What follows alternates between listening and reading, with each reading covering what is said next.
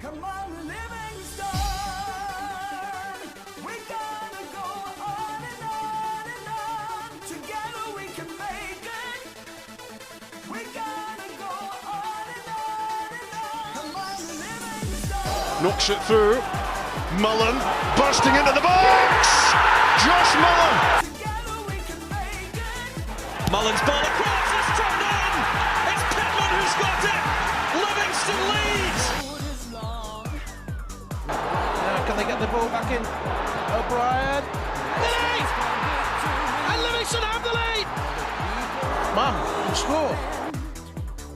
If we march to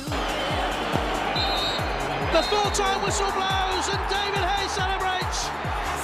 And the Livingston fans join in exultation. come on, Livingston. Livingston have the lead against Rangers, and they are certainly rising to a few occasions on their return to the top flight in Scotland. Hello and welcome back to TalkLivi, the podcast dedicated to everything Livingston Football Club.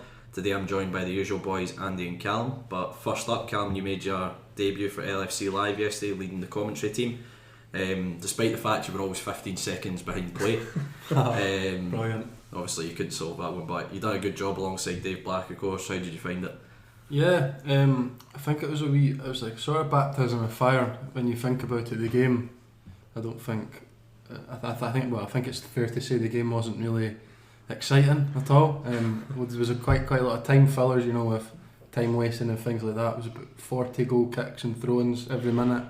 So no, but That's a lot of goal kicks and throws in a minute. Well, I think it went okay. It was good working alongside Dave. I thought we had quite a good rapport and things, and kind of bounced off each other well. Hopefully it came across all right. And bit nervous to start with.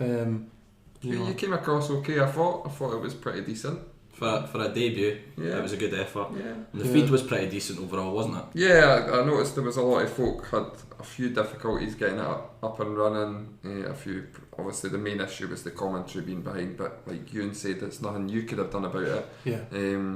But overall, Could just talk a bit quicker. Keep up the play, mate. overall, I seen the game perfectly. The picture was great. Apart from the result, it was decent. Yeah, So yeah. good job, Callum, for your debut. So anyway, it was the start of a brand new Premiership League season on Saturday, a day every football supporter wakes up full of hope and aspiration. We were no different ahead of our trip to St Mirren. However, we were quickly brought back down to earth after defeating Paisley. We'll look back at the game and discuss what went wrong at the Simple Digital Arena. We teamed up with the 12th Man during the week, a brand new media platform for fans, media outlets across the country, to come together and bring you the best content available all under one banner. We'll discuss that partnership a little more later on in the podcast. Also this week, we're going to take a wee look at every team's new kit for the upcoming season, who's created a work of art, and who is flattered to deceive. A 1 to 12 guide on every Premiership side's kit is coming up later on in the podcast.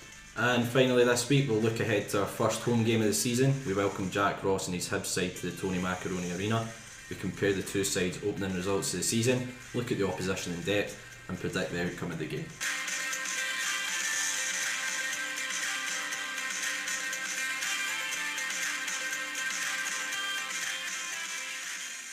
Opening day of the new league season, the most optimistic time of the season for every football fan.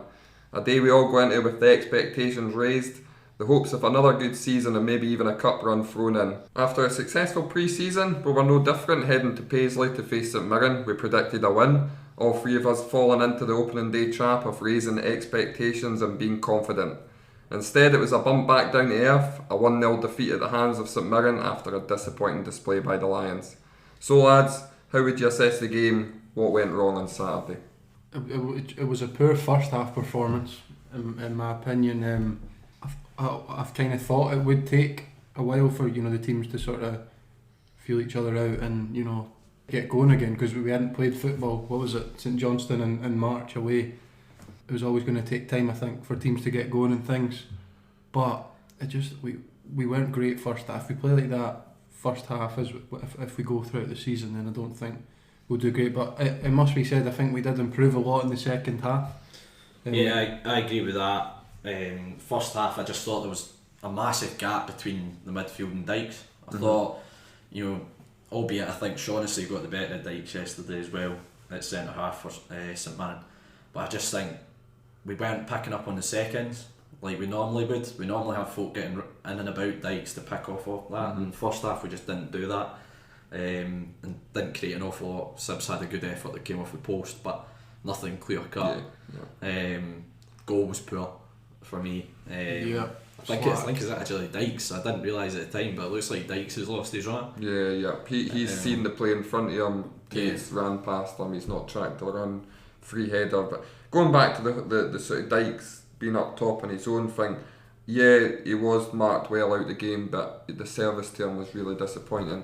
We went back to the old hump it long and hope for the best. That's what it came across like. It almost was played like a pre-season friendly for us. That's the impression I got. I know it's difficult to assess the team when you're not there, like we weren't, Ewan. But it just felt like we were awfully lethargic in the game. I agree with you, Bruni. I think first 20 minutes or so is the second half. I think we looked a lot brighter and we started getting our foot on the ball a bit more. Controlled the game, I think, second half. And did control possession, but again, you're talking the Forest chance where it's a good save by the keeper, and then the header Devlin had are probably the only two real clear-cut opportunities we had.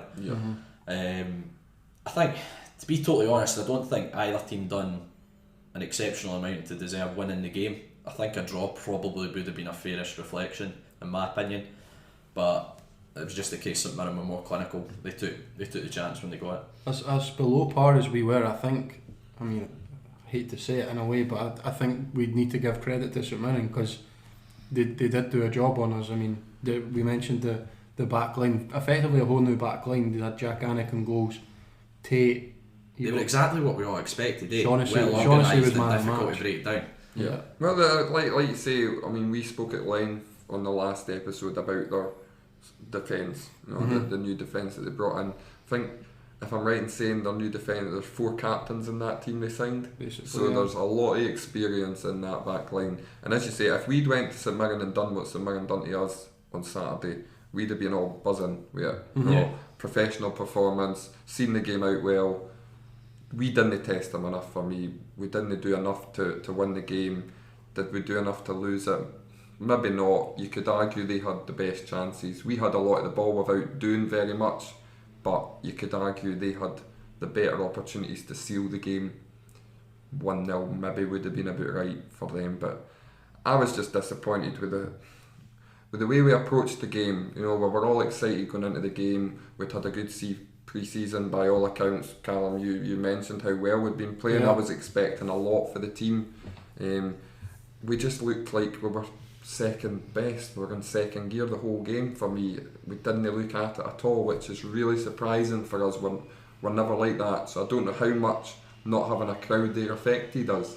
There was one thing that I found a bit bizarre when kind of saw the team set up, and it was when you've got Taylor Sinclair on the park and Ambrose, but you played Ambrose as a wing back. For me, I just think that kind of just knocks the balance of the team a little bit straight away, whilst if you had Taylor Sinclair playing wing back, just to me that just made more sense. Not that was the thing that cost us, but just I found that strange. And again, you've watched the pre-season, it basically knocked the entire back three out of position from what they've been playing in pre-season as well. I just thought that was a strange decision. I struggled to think of a player with pass marks in the game. As I've said, I genuinely think Ambrose was probably the player that got the pass marks despite playing out of position, but I agree, it knocked the whole team off for me. Playing Aaron Taylor Sinclair as a sort of left centre back and playing Ambrose as a left wing back didn't make much sense to me. For me, if Brown's come out, the simplest thing to do is just one in, one out, rather than tweaking the. He was decent going forward though, Ambrose. I think you could argue McMillan's a bit unfortunate. I know he's not a natural left back, but he played there last season and done a good job. I think he's probably a bit unfortunate not to have got a run player of the year. I think the other big thing was the Brown missing. And we spoke again at length about the weapon of the long throw. We didn't really have that. As much as Ambrose tried his best, it just wasn't the same. Brown's throwings reaching the other side of the 6-yard box. That would have caused chaos. Yeah. How many times have we created chances from second balls for that? We didn't do that at all in the game because we just didn't have that weapon available to us. Yeah. I think that was a big loss to us in the game. Hopefully he's back sooner rather than later. It's typically his loan spells, that he's had with us. Yeah. Comes back and he's already out. I think we've got to talk about the elephant in the room. And that's not me, by the way. I've seen you looking there. The away form strikes again. I know we hate talking about it because our away form really wasn't that bad, but it's another game we've failed to get anything from on grass away from home. I just think yesterday was a fairly standard away performance for us. At times, I don't think we played awful. Also, don't think we played brilliant. I think we've probably done enough to take something from the game, but we're just, as I say, St Mirren were just more clinical. If that's on play, I don't get the. I mean, okay, our away form's poor, but I don't think you can sort of put it all down to the pitch. I think if we play like that at home on plastic, we'll get beat. If St Mirren did that against us at home on our pitch, I think they still beat us 1-0. Yeah, but we won at it. I think obviously the management team will be getting that into the players over this week, going into Saturday's game with Hibs. Just a quick one on the formation then. We mentioned obviously the change of Aaron Taylor, Sinclair and Ambrose. We've also moved, like we suspected we were going to, from 4-2-3-1 last season to a 5-3-2 or a 4-5 or a 3-5-2, so to speak, with Forrest just behind Dykes. Much did that impact us? It almost looked like we were uncomfortable in the game. I think, for me, the personnel we have suit playing that system. I think with the centre halves we've got, it is quite a logical shape to go with. I don't know how much the formation really played in the overall performance. Either way, maybe you're getting less supporting around Dykes playing like that. Instead of having kind of three in behind them playing off the seconds, you've really only got Forrest has really pushed on. But for me, I just think it's just lacklustre. First half cost us. I think it will take time. I think we weren't great first half, but second half, we started to get forward a bit more. You look at the reason I like the formation is I think it allows it's really fluid. You looked at in the second half with Devlin. I thought was one of our best players in the second half. He'd push forward and kind of become a right winger as such, and Fitzwater would push up the right centre half and he'd effectively become a right back. And I think the Devlin chance you mentioned, and I think if I'm not mistaken that was Fitzwater cross into Devlin. Yeah. So you're getting bodies forward again, but it's just going to, I think, take time. Was there a lack of width though? I mean, the Devlin that we all seen at the very beginning of last season was bombing down the side, taking his man on. It almost felt like he was on a leash a little bit, especially in the first half, holding back, not making that run. But we did play a lot down the left. Passing sideways, a lot of sideways passes and long balls. That's what it seemed to me watching the game. I don't know how you thought about that. You do have to credit St Mirren though. Richard Tate, I think Shaughnessy was man of the match, but you could make a case for Tate. Scored the goal, restricted Devlin a lot down the right hand side. He had to come in a lot. Nicky Devlin always likes to sort of overlap and go down the right and whip balls in, which he did a lot in pre-season.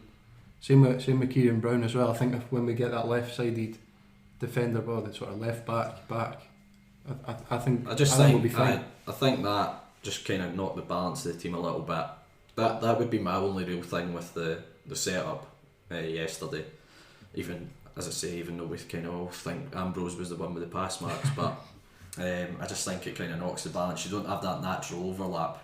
For example, I'm not buying into usual overreactions at the start of the season. We all go into it confident, like I say. A few people claiming that it was the worst performance under Holt. I'm not quite buying that. It wasn't brilliant, but we've seen a lot of bad games. I think we've played worse under Gary. We controlled possession of the game against St Mirren. We controlled the game without creating much. That was the problem. And it's always the same against teams that are going to sit in, and they're going to do it more often against us now because they know we're a good side. Yeah. The teams are going to sit in and say, right, come and open us up, and we're struggling to do that. I spoke to Ewan about it yesterday. He sort of touched on it. It's sort of when the onus is on us. To, again, you could argue similar to Scotland. Scotland teams over the past, the likes of France, Italy, we're not going to dominate possession. But they're the sort of results we used to get when the likes of, say, a Georgia, Kazakhstan come and they put a block in front of us. You know, Scotland and Livingston don't tend to dominate a lot of games. Yeah. And we'll struggle to break teams down. St Mirren take the lead 1-0. They're effectively wasting time from the 30th minute when they scored. And again, we find it we're so difficult good to defensively. break it down. We're the opposite, right? When teams need to come and break us down, we quite enjoy that. 100%. Yeah. But as you say, when the onus is put on us to go and take the game by a scruff of the neck, try and break a team down, I do think we do struggle at times. And it was, again, credit St Mirren, they defended really well, but that was one of those kind of typical games for us yesterday. On the new signings then, quite a few started.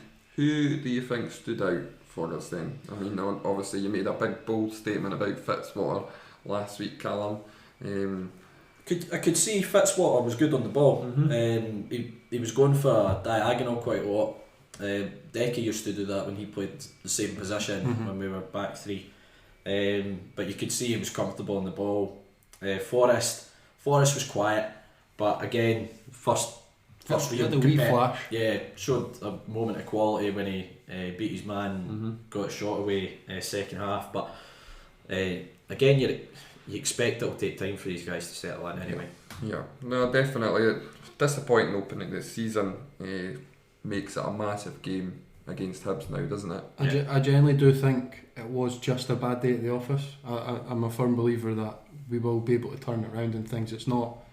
I don't think it's something to worry about. Obviously, it's the opening day and you're disappointed you've lost. You want to get off to a good start, but I don't think it's sort of, you know, it's not. It's not the be all and end all. Yeah. We'll just beat Hibs next week and that's all sorted and everyone's forgotten about it. Hopefully. Yeah. Well, let's hope so, because we need a positive result, don't we?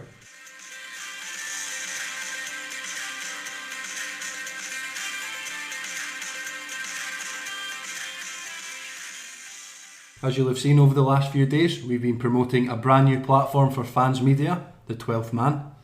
We're delighted to be joining them as Livingston's representatives for the venture. Boys, you've taken the lead on this one, so tell us a little bit about it and what to expect from the 12th Man. Well, we'll be working alongside some of the best kind of fan media content creators from all 42 of the SPFL clubs. Obviously, we're specific to the Premiership, and some well-known Scottish football YouTubers and podcasts that are out there as well. There's like Hibs Talk, who obviously helped us when we were getting set up, or one of them. There's another Hibs podcast, is it Long Bangers? And This Is Ibrox, podcasts like that. Only Aki's. However, I think Ewan, who was helping us set it up, was saying that he kept going to an OnlyFans site whenever he kept trying to find Only Aki's. But there's some great content, and we've seen what other guys have been putting up as well for kind of promoting it, and it's really good. Oh, totally. I think it's opened our eyes up in a way that I didn't expect it, in terms of there's a lot of experienced guys getting involved with this, doing podcasts for years and years. Obviously we're still pretty new to it, so we're still learning as we go, and some of the content that they're putting out is amazing. It's on a different level to us, to be perfectly honest, but that's the whole idea of it, is to come together as creative initiatives and putting things together, working with each other and putting the best content we can. So effectively that by the fans for the fans, isn't it? Exactly, and I think the way things are going just now in the world, the country, the world, a lot of sort of newspapers and things are going down the way, and a lot of this content is going up the way. That's basically the onus of it, is rather than access kind of information through the papers and stuff like that, people will go to these podcast sites or club specific blogs and stuff like that to get their information about the club, and kind of promoting that fan media aspect of it. I mean, it's great for us as well. You know, we try and do a wee bit of research on our opposition every week before we do previews and things. But, you know, now we can just go over to the website at the 12th Man and listen to the podcasts. The other teams were doing read articles about the from the fans again. We go on to that from the fans for the fans sort of thing. Could help us in prepping things absolutely for things like this. So I mean, it's a great initiative. Obviously, we're looking to improve ourselves at the end of the day, and I think this is a great way of doing it, is to work with other podcasts, other sort of creative people to make the best content we can. That's the whole idea here, basically. So they're effectively trying to be the kind of go-to destination for all the 12, well, it'll be 42 clubs. Yeah, basically all club related content by the fans, so podcasts, articles, vlogs, interviews. I think they're hoping to have sort of graphics and artists doing some stuff. Well, I mean, we already got a bit of help doing the video, didn't we? Yeah. The other day, because that's something we've never done. Wouldn't have had a clue. And now I'm obsessed with it. I plan on doing loads of videos. It's great. And I think they're obviously going to do some documentaries as well. I think that's their plan to do. So I mean, there's some brilliant stuff going on. It's really exciting to be involved on behalf of Livingston. But for ourselves, it's great to be involved with these people that have been doing it for years. I mentioned it earlier. More experience than us, give us guidance. We hope to bring and provide the best podcast we can to you guys who listen every week. To be honest, we're only there for the banter. Well, what was it when we were trying to do the promo videos? Everybody was coming up with the fancy videos, and then you just wrote like a contract in your worst writing and threw a pen away. Put it in the group chat, and everybody was like, I get the idea, but maybe you want to go for someone a bit more professional. But then Long Baggers went and done one where it's the four of them just sitting eating crisps. Biscuits, sorry. Creative differences. Exactly. But no, I mean, it's good fun. We look forward to working with them in the future, and obviously bringing you the best stuff that we can. And hopefully it improves us. It's a fantastic idea, one that we're excited to be involved in. And yeah, hopefully we can, improve our podcasts, our output, social media content, things like that, and hopefully that's beneficial to the listeners as well. So if you haven't done already, go give the 12th Man a follow on Twitter. The website is also up and running now and can be found by searching www.12thmanmedia.com. So go check it out. There's lots to look forward to over the coming season.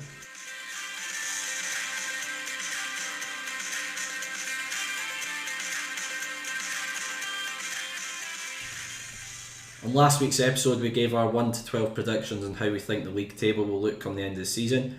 This week we thought we'd take a look at every club's brand new home kit and rank them 1 to 12. 1 being the best, 12 being the worst, as kind of league table works, a bit like that. If this goes well, we might follow it up with a look at the away kits next week. So anyway, we'll start with the worst Premiership home kit of the season. What's our thoughts, guys? Now, we all had very different lists when we put this up. Yeah, we've had to sort of come to an agreement. What's the word? One of them. Mutual agreement. Yeah. It's easy for you to say. One of them. Yeah. We did have a debate here. I had St Johnstone's down as last.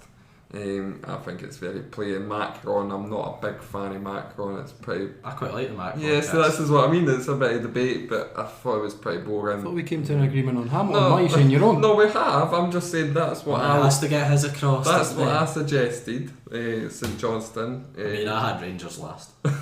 Yeah, but only because of the crest. And no, it's a lovely kit, but then the crest is inaccurate because they've not won that many titles. No, I genuinely I'm not a big fan of it. I don't rate it that highly. Whilst you guys had them like it's the best thing I've ever seen. Yeah, I think it's alright, to be fair, it has to be said. We did come to an agreement though, and we put Hamilton in 12th. It's just a bit bland, isn't it? It's just, your usual. I normally really like Adidas as well, but I just thought it was a bit boring. I had them a mid-table on my list, but because I thought, what more can you do with a red and white striped top? I think it's a half decent effort, to be honest. But we came to sort of averaging out, and we put them 12. So if any Hamilton fans do listen, apologies. 12th best kit of the season goes to Hamilton. Next on our mutually agreed list was St Johnstone. Again, I had them a wee bit higher than that, but I had them a lot higher. Yeah. I'll let you take this one. I think it's quite nice. Why do you think it's poor? I hate the collar. I think it looks absolutely ridiculous. The collar, the stupid shoulder pads that for like the 1980s that they've got on there. The only thing that redeems it is the sponsor matches with the kit. The colours white goes with the blue. Other than that, I think it's a pretty poor effort. Then it was another Macron number above that, again on the mutually agreed list. It was Dundee United. Again, it's a bit plain Jane, isn't it? It's a bit like Hamilton's, you know, what can you do if you're obviously going to be Tangerine? I liked their kit last season when they were in the Championship. It was quite smart. There was like an underlying sort of pattern on the material and that. This season they've just gone with the sort of Tangerine, nothing about it. Very boring. No the best for me. Then next up in 9th place is Kilmarnock. There was debate over this one. Kilmarnock was a big debate. You had them really high. I genuinely like the kit. The only reason I didn't have it top was the sponsor. That was genuinely the only thing that I thought let it down. Had them bottom, looked like pyjamas.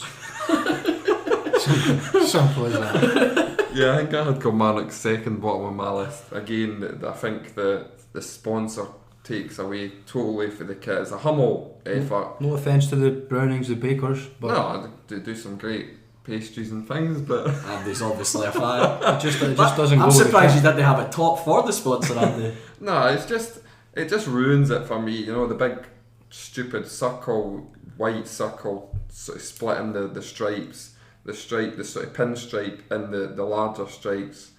It's just, there's a lot going on there for me.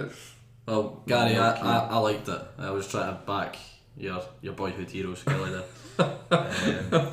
Next up we had Hibs, another Macron number, but I had them lower. I think it's really plain. Yeah, I'm not a fan of a different colour sleeve.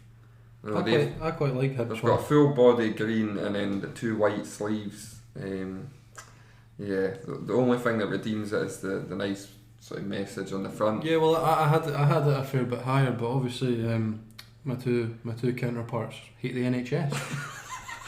So I mean, it's not about that. There you have it. It's more like, it's just. I mean, again, I think that's the plainest out of all the Macron ones. Yeah, I mean, Hibs fans will be quite happy because it is proper Hibs green. I remember a few years ago, was it the year they won the Scottish Cup, they had like a dark green, shaded colour, so they'll be quite happy that it's back to the Hibs green. But yeah, a bit plain. Macron's not done well so far for us here. Then we had ourselves sitting 7th.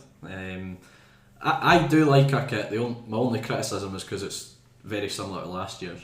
That's my only thing. But I genuinely think it's quite a nice kit. yeah, it's all right.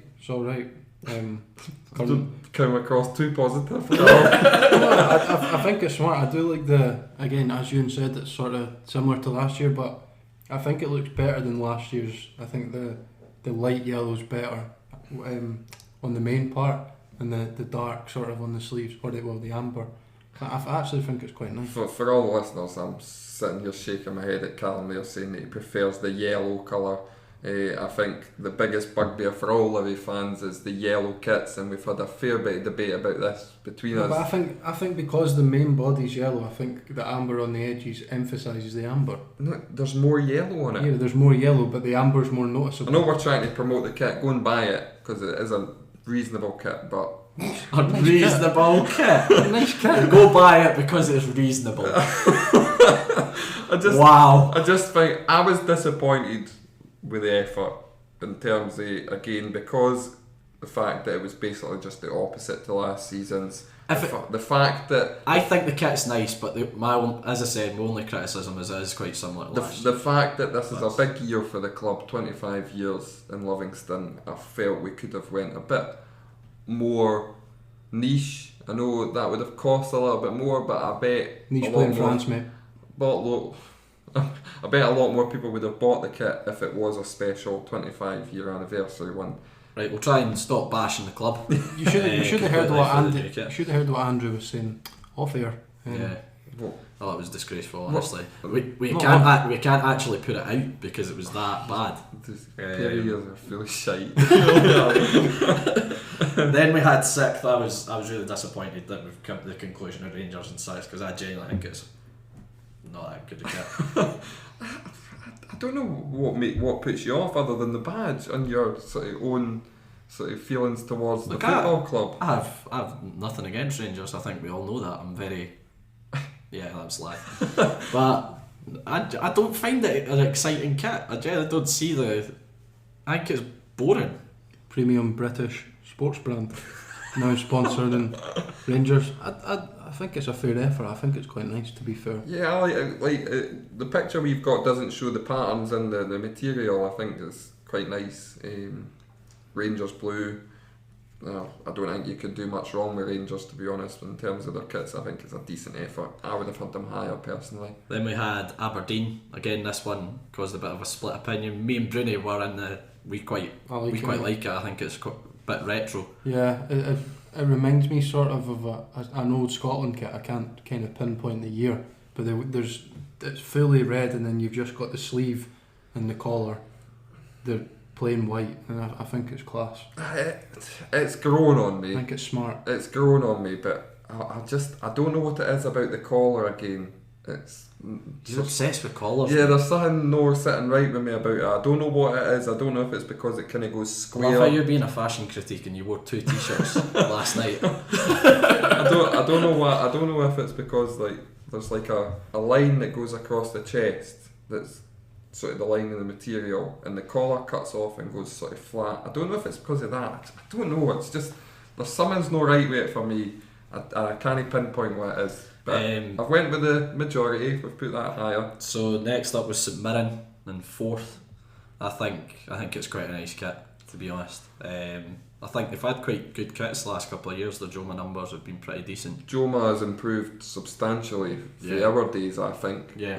I remember we had Joma kits for a while and I wasn't particularly a fan, but over the last 3 or 4 years they've gone with more bespoke sort of designs, and I think St Mirren have got a spot on this year with the obviously black and white stripes. You can't go much wrong with it, but the sponsor matches in well. I like the gold. It does. I like the gold Joma sort of badge on there, and the collar's quite smart compared to the likes of Aberdeen and that we were talking about collars. I think the collar goes well with the kit as well. So again, it's different obviously to Hamilton. I think we had Hamilton bottom. That's just a red and white number, and you could argue this is just a black and white number, but I think it's a lot better. Probably because it is just black and white. A little bit more detail on the sleeves and on the collar and things. I think that improves it. I think they've done quite well there. 3rd place, Macron now start to recover from the bashing they got early doors. Ross County we had in 3rd. I had them quite high anyway on my list. Not for me. I like the detail and everything on it. I like the patterns through the kit. I had Ross County 4th. I had Ross County quite high up in 4th, Callum. You had them in 9th, so explain yourself. I prefer not to speak. Just, it's not great in my opinion. I don't really know. There's another colour coming over it, sort of a lighty blue, could you say, colour? And then you've obviously got their... You can tell we designed their kits. classic colour. A lighty blue colour. The sponsor goes with the Macron badge and everything, and it kind of fits in. Just a wee bit of red on the collar for no reason. I like it, but then Ross County are red, white, blue badge, so you've got the bit of red flashing on the collar. You've got different shades of blue in there. The dark sort of navy sleeves. I know I mentioned earlier that I wasn't a fan of different colour sleeves, but they've sort of went and not just the sleeves, but the shoulders are the same colour as the sleeves, and then they've got the wee bits of red underneath the sort of arms. I think it's a great effort. Really like it. If I was a Ross County fan, I would buy that. Then we had Celtic in 2nd with their first Adidas kit of the season. I think we all had them relatively high. Yeah, Celtic's kit is, it has to be said, very smart. Wee bit of tint gold going for it as well. Obviously potentially marking that potential 10 in a row.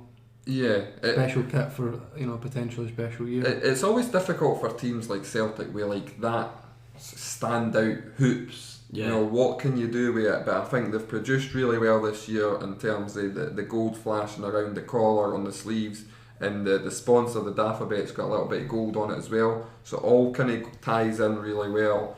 I think Celtic's fans' bugbear over the years was the hoops were either too thick or too thin or this. I think they've got a spot on in terms of that. Really good number. We all had that pretty high. It'll look good as well, covered in plastic when Julian falls on his arse. So. And then top of the list we had Motherwell I think Motherwell have done really well with their kits the last few seasons actually. They always seem to come top trumps when it comes to their kit. They had another Macron effort, so a lot of Macron kits this I year. think it's 5 in the league. I think that the thing that makes it stand out is the no sponsor. Yeah, I agree. Paddy Power's promises they don't put the sponsor on the kit. I mean, I think it's a bit looking at like a retro number. I think Motherwell have had a similar kit in the past with the sort of thick stripe across the middle, white collar. You can't go wrong with that. I think it's an absolute belter of a kit, to be honest. Their away, okay, we're talking about home kits, but their away one's really nice as well, and I think they go hand in hand with each other. Yeah, totally. So running back then, in 12th place we had Hamilton. Sorry Hamilton fans, but it is what it is. 11th St Johnstone, 10th Dundee United, 9th Kilmarnock, 8th Hibs, 7th we had ourselves, 6th Rangers, 5th Aberdeen, St Mirren in 4th, Ross County 3, Celtic 2, and Motherwell take the top spot this year for the home kits.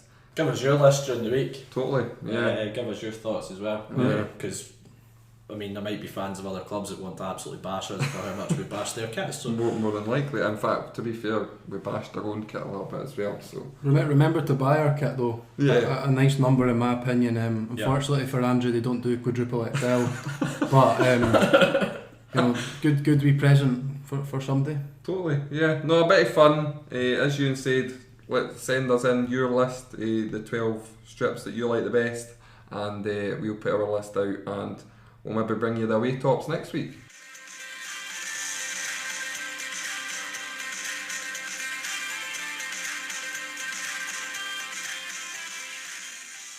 Finally this week, it's time to preview our first home game of the new season. We welcome Hibs to the Tony Macaroni Arena. A Hibs team who will be on a high after the opening their campaign with victory at home to Kilmarnock. A Martin Boyle double was enough to see them pick up the opening day 3 points at Easter Road. We'll be hoping a return to home comfort will see an improved performance following a disappointing day in Paisley as we failed to defeat. Is this a game we need to get something from, given our poor opening day performance, do you think? I think we've got a tough run of fixtures to start the season. Obviously Hibs, then Motherwell and Rangers, and I think Aberdeen away as well. So it's a tough run, but we've had a good record against Hibs since we've came back up, and I think we always tend to play quite well against them as well. I think they're a team that almost suit us, because they like to try and knock the ball about, but we're good at kind of disrupting that sort of flow and making it a bit of a scrap, which I don't think Hibs tend to enjoy. So I think it's a game that, if you were looking at the fixtures the kind of first month of the season, it would be a game that we are targeting for 3 points. I think the gaffer said it when we interviewed him last week. I'm sure he said one of his favourite games or sort of highlights of the season was that 2-0 home gun. Yeah, and I think that's exactly what we did. We just bossed them, and we got in their face and they just didn't like it. And I think, as I say, they're a team that I tend to feel fairly confident going to play.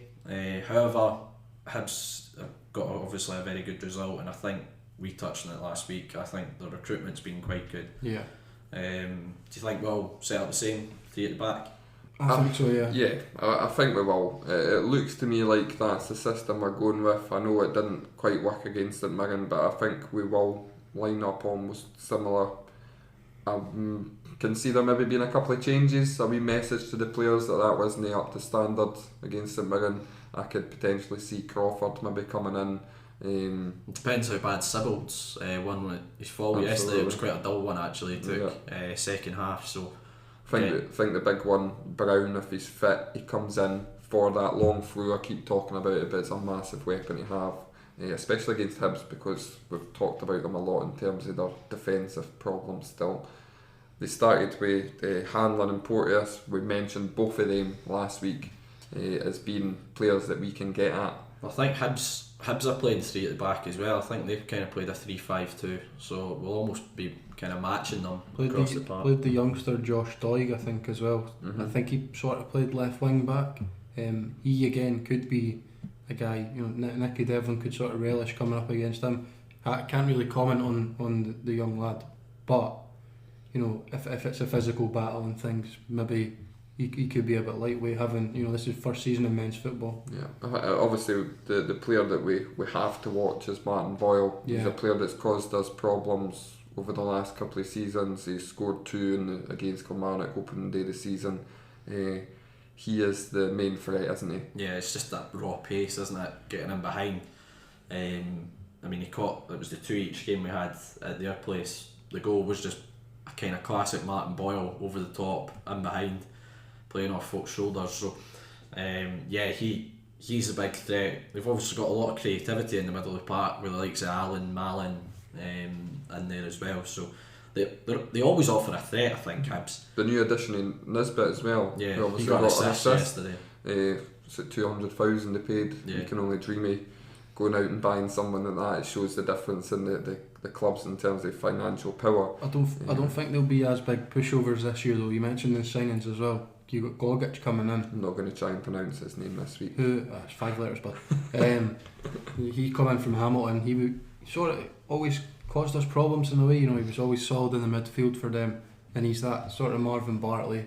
I said it last week. I think he's a player that just gives that Hibs midfield balance more than anything. Offers a little bit of protection, which I just think they lacked. Every Hibs fan kept talking about why did we let Bartley go. He's the exact type of player we need. It'll be interesting to see Hibs, because I'm still not overly convinced by them. I've never seen the highlights of the game yesterday between Hibs and Kilmarnock, but I believe Kilmarnock had the opportunities to get something out of the game. Kelly keeper was questionable. So I mean, there's still chances to get at them. Yeah. And I think after our performance against St Mirren, I think we'll be well up for it. We tend to react quite well, don't we? We do. Over the last few seasons, going back to even Hoppy, when we have a poorer performance or a poor result, we always tend to seem to bounce back quite well from it. So I agree with you. I'm expecting a bit of a reaction, a bit of a rocket during the week. That was a bit of a wake up call. We've maybe had a few good performances pre-season, and that's right. We're at it. You need to be at it. I think the wake up call is exactly the best way to describe it for fans as well. Yeah. You know, we're all been talking about top 6 and how good a squad we've got. You know, maybe that just was a wee wake up call and a wee sort of, you know, reminder that if you're not quite at it, you'll get punished in this league. Good to be back home though. You know, we gained most of our points over the last couple of seasons at home. A lot of people put that down to the plastic pitch. It's great to finally have a game back on that plastic turf, isn't it? Love it. I love it. I love all our pellets. I love the plastic. I love it. Can't wait to see the ball skid off the turf. And obviously it's the first run for it's the first run for LFC Live. Let's hope that it all works out, obviously. Yeah, hopefully streaming stuff are synced with our commentary. Totally. So starting 11 then, let's take a look at that for ourselves. What's going to change? Obviously we mentioned it just a wee bit earlier on in the segment. What do you think changes?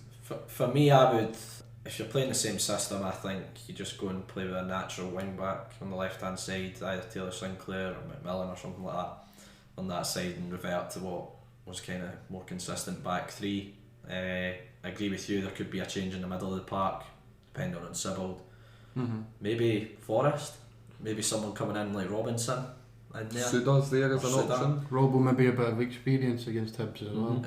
So there's a couple of 2 or 3 changes, but we've got that many options, eh? Like, we do. It's quite difficult to predict who he could draft in if he was to make changes, but I think there will be a couple. The other option is, do we go with the same lineup and do we send them out to say, go and prove why you were picked in the first game of the season? Yeah. No, that's an option as well, but I think he tends to, after a defeat or a poor performance, he does tend to make a couple of changes to kind of keep folk on their toes more than anything. Yeah, again, we weren't great against St Mirren obviously, but you people sometimes forget, you know, players aren't going to come in all the time and totally kick things off. We've got 37 games to play. The likes of Forrest, Fitzwater, okay, Forrest has played in the Championship and things, but again, it is a step up. Don't think Dykes was scoring hat-tricks in his first game last season. Fitzwater, new country, new league. Again, Cuidaresa, you know, new leagues, made the step up from League 2. Forrest, again, as I mentioned, has to make the step up. I think, you know, with I'd probably go more experience to start with. But again, these guys, I wouldn't say they've been slaughtered and things on social media, but I think that, you know, as time goes on, we'll sort of, you know, begin to see their qualities. Gary touched on that himself last week when we spoke to him. All these guys will need time to bed in, because even if you have played in Scotland, it's a different club, we'll have different ways that we train, etc. And, you know, they will take time. It's obviously great if they hit the ground running straight away, but you have to expect there to be the odd. Yeah, I think. I mean, you touched on it there. You know, playing in the same country but for a different team. I think a lot of players that we signed or have moved on have all said Livingston's a different dressing room to anything they've ever experienced. Yeah. So getting used to the way we work, you know, you see it on social media all the time. The players have banter with each other, they slag each other off. You didn't see that elsewhere in any other clubs, you know what I mean? In particular, but Marvin, John Guthrie, they love it. They love it. But on to predictions for the game then. So we were all way off against St Mirren. What are we thinking this week, Ewan? I'm going to go a draw next week. I think we'll score though, so I'm going to go 1 each. Okay, Callum, what are we thinking? I don't want to come across negative, being the new media man of the club. No. You know, when you look back, I think there was one season, this is a wee bit off topic, but it'll come back to the prediction. There was a season where I think Mark Lawrenson off the match of the day, the former Liverpool defender, there was a season, sure where this is going, but he'd predicted something like 36 out of 38, like as individual weekends he'd done it, and like they added it up at the end, and he'd predicted 36 Liverpool wins out of 38. So I don't want to be that guy, but I think we'll win 2-1. I don't want to predict. So that story, we finally got. might just predict us to win every week, so we have overall cool story, bro. Yeah, 38. Just a prediction I'll do the next time, but thanks for that, Callum. 2-1 Livingston. Maybe leave that segment out of your commentary next week. Just I know what you're saying, Callum, but keep it to yourself the next time. Sure. I'm going to also be confident and go for a 1-0 Livingston win. So, like you're saying, I've predicted 2 wins now. And if we don't win next week, will I be predicting a win? Absolutely. 1-0 Livingston for me. Ewan's going a draw 1 each, and Callum's going 2-1 to Livingston. Hopefully we can get a positive result after a poor opening game of the season.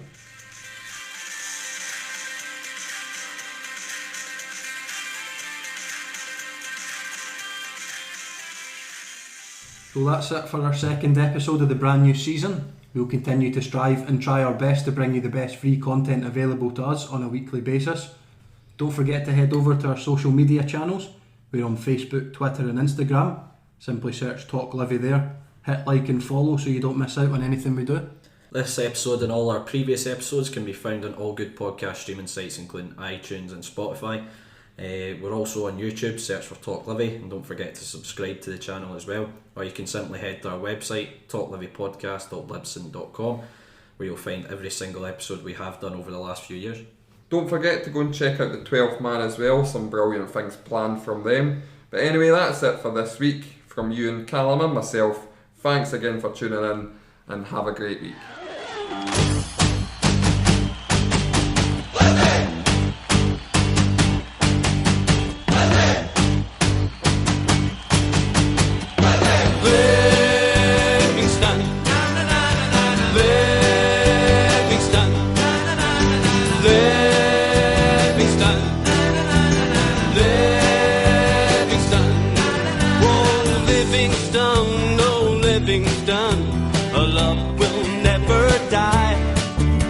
West Lothian is our battle cry. This is the place from which we hail. Livingston, oh Livingston, it's up to Amberville. Livingston, Livingston, Livingston, oh Livingston, oh Livingston. We love it when you score. Livingston, oh Livingston. Livingston